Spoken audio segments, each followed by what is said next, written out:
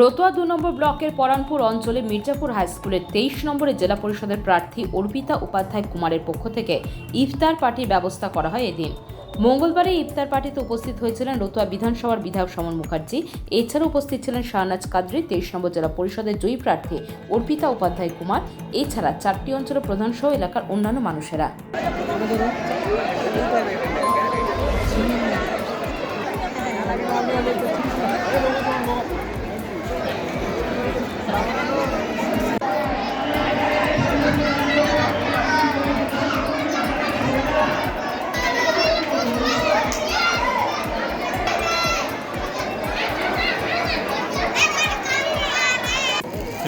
রতুয়া তৃণমূল কংগ্রেসের যে ৪টা অঞ্চল আমাদের মাননীয় সমর মুখার্জির আন্ডারে পড়ছে, সেই ৪টা অঞ্চল থেকেই আমরা এটা অর্গানাইজ করছি।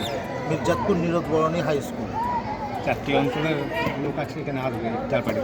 এখনও 3টা অঞ্চল এসছে, এখনও সম্বলপুর আসেনি, তারা রাস্তাতে আসছে। প্রার্থী কি আসবে?